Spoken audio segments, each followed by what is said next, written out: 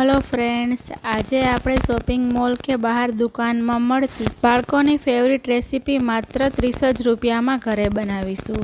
તો એના માટે મેં અહીં 2 પાકી કેસર કેરી લીધી છે અને સાથે જ એક કાચી કેસર કેરી લીધી છે। તમે જે પ્રકાર અને સાઈઝની કેરી ખાતા હોય એમાંથી 2 પાકી લેવાની છે અને સાથે એક કાચી લેવાની છે। તો આ ત્રણેય કેરીને મેં વોશ કરી લીધી છે।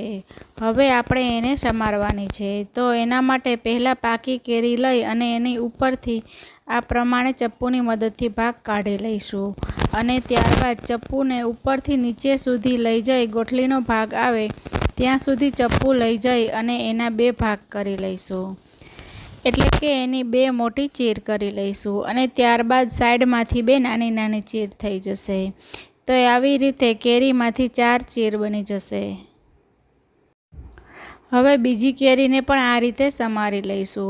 તો અહીં આપણે છાલ કાઢ્યા વગર આપણે કેરીના પીસ કરી લઈશું।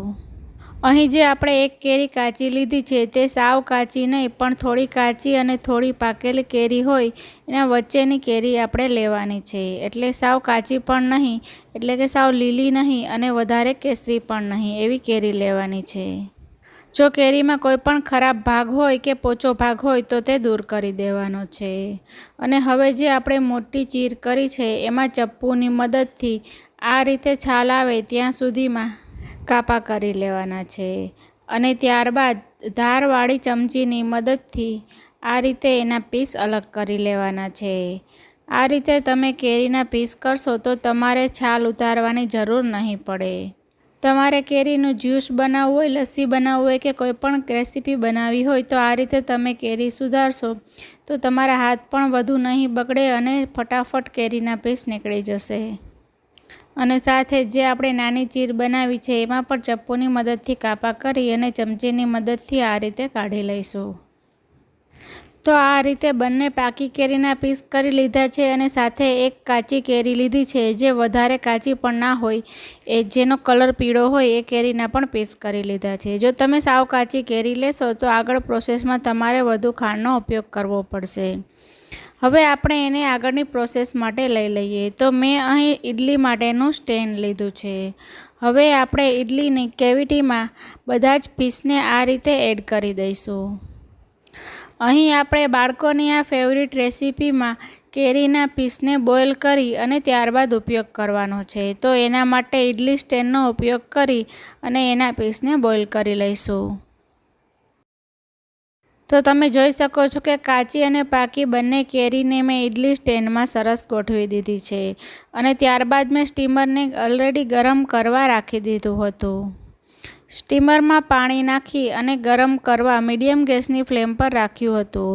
થોડું ગરમ થાય ત્યારબાદ આપણે એમાં જે સ્ટેન્ડમાં કેરીના પીસને ગોઠવ્યા છે તે એડ કરી દઈશું અને હવે સ્ટીમરનું ઢાંકણ ઢાંકી અને 5 મિનિટ માટે હાઈ ગેસની ફ્લેમ પર એને બોઇલ કરી લઈશું।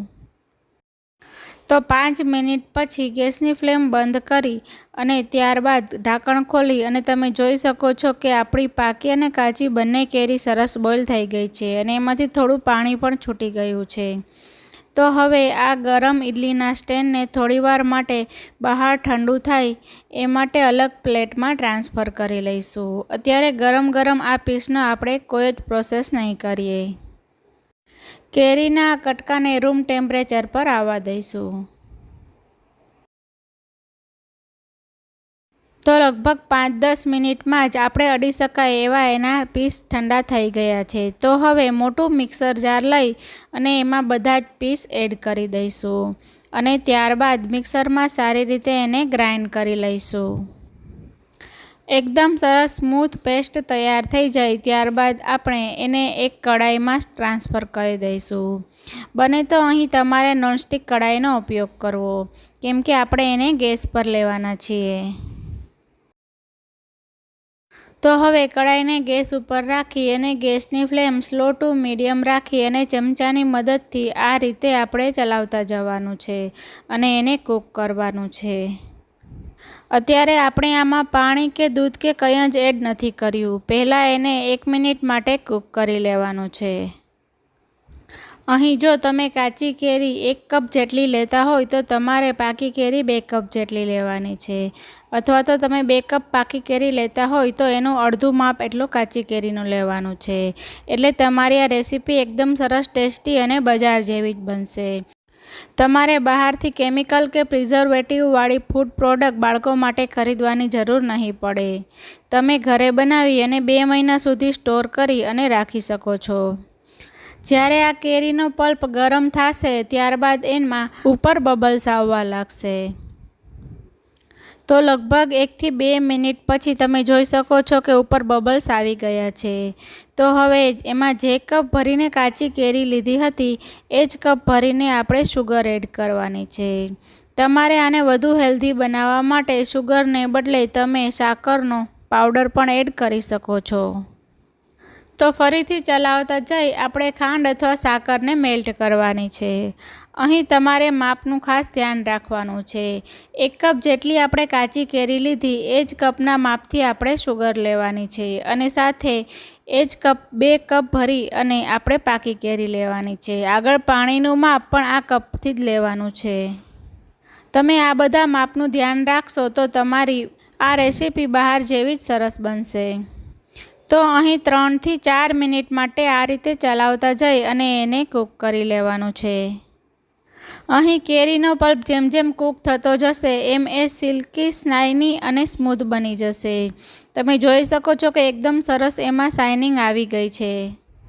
સાથે જ આ કેરીનો પલ્પ ગરમ થતાં થોડો ટ્રાન્સપરન્ટ પણ બની જશે. તો હવે 4 મિનિટ પછી ગેસની ફ્લેમ બંધ કરી દઈશું અને આપણી કઢાઈ અત્યારે ગરમ જ છે. તો આ રીતે ચલાવતા જઈ અને થોડું રૂમ ટેમ્પરેચર પર આવે ત્યાં સુધી એને ઠંડુ કરી લઈશું. અહીં પલ્પ ઠંડો થશે એમ થોડો વધુ ઘટ્ટ થતો જશે. તો લગભગ 5 મિનિટ પછી જોઈ શકો છો કે રસ સરસ ઠંડો થઈ ગયો છે અને સાથે થોડો ઘટ્ટ થઈ ગયો છે. તો જો તમારે આને 3 થી 4 મહિના સુધી સ્ટોર કરીને રાખવું હોય તો 1 ચમચી જેટલો વિનેગર એડ કરી દેવાનું. પણ આપણે બાળકોના હેલ્થને ધ્યાનમાં રાખી આમાં કંઈ જ એડ કર્યા વગર જ્યારે પણ એને ખાવું હોય ત્યારે ફ્રેશ જ બનાવીને ખવડાવવાનું.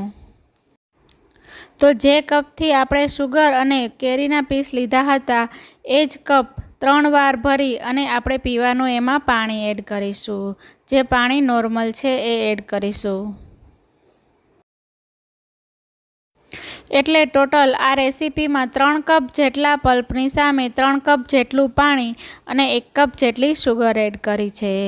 હવે પાણી અને આ પલ્પને સારી રીતે મિક્સ કરવાનો છે. તો એના માટે તમે હેન્ડ બ્લેન્ડરનો ઉપયોગ કરી શકો છો અને સાથે વિસ્કરનો ઉપયોગ કરીને પણ સારી રીતે બધું મિક્સ થઈ જશે. ફ્રેન્ડ્સ, આ ઉનાળાની સિઝનમાં એકવાર આ રેસીપી બનાવી અને બાળકોને જરૂરથી ખવડાવજો.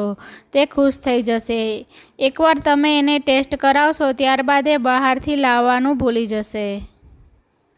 તો આ રીતે વિસ્કરની મદદથી તમે 2 મિનિટ માટે ફેટશો એટલે સરસ આવો સ્મૂથ મિક્સર રેડી થઈ જશે. તો હવે આપણે એને અલગ બાઉલમાં ટ્રાન્સફર કરી લઈએ. પણ એ પહેલાં આપણે એને એકવાર ગાળી લઈશું. તો એના માટે મેં અહીં સૂપ ગાળવા માટેની ગળણી લીધી છે. આ રીતે ગળણીની મદદથી ગાળીને ત્યારબાદ તમે એને સ્ટોર કરશો તો એની લાઈફ વધી જશે. અને જો તમારે ડાયરેક્ટ જ એને ઉપયોગમાં લઈ અને 2 થી 3 દિવસમાં જ ફિનિશ કરી જવો હોય તો કોઈ ગાળવાની તમારે જરૂર નથી. કેમ કે તમે મિક્સરને આ રીતે ગાળશો એટલે ઉપર કેરીના ફાઈબર એટલે કે જે રેસા હોય એ જ બાકી વધશે, જે આપણા પાચન માટે અને વજન ઓછું કરવા માટે જરૂરી છે. તો અત્યારે આપણે આ જે ફ્રૂટી બનાવી છે એ નોર્મલ ટેમ્પરેચર પર છે અને તમે એનું ટેક્સચર જોઈ શકો છો. એકદમ સરસ બજાર જેવી એવો જ કલર અને એવું જ ટેક્સચર આવી ગયું છે. તો હવે એને ઠંડી કે ચીલ કરવા માટે 2 કલાક માટે ફ્રીજમાં રાખી દઈશું. અહીં તમારે એને ફ્રીઝરમાં રાખવાની કોઈ જરૂર નથી. 2 કલાક ફ્રીજમાં રાખશો એટલે તે સરસ બહાર જેવી જ થઈ જશે.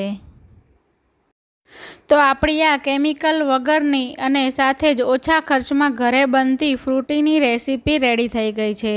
તમે આને ઠંડી બાળકોને સર્વ કરી શકો છો અને કાચની બોટલમાં ભરી ફ્રીજમાં 1 વીક સુધી રાખી શકો છો. અને જો તમે એમાં વિનેગર એડ કરો તો તમે 2 મહિના સુધી પણ એને સ્ટોર કરી શકો છો.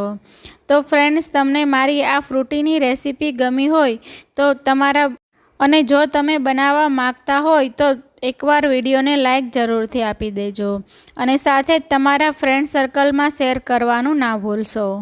એકવાર તમે આ ઘરે બનાવેલી ફ્રૂટી ટેસ્ટ કરશો એટલે બહારની ફ્રૂટી કે માઝાના ટેસ્ટને ભૂલી જશો.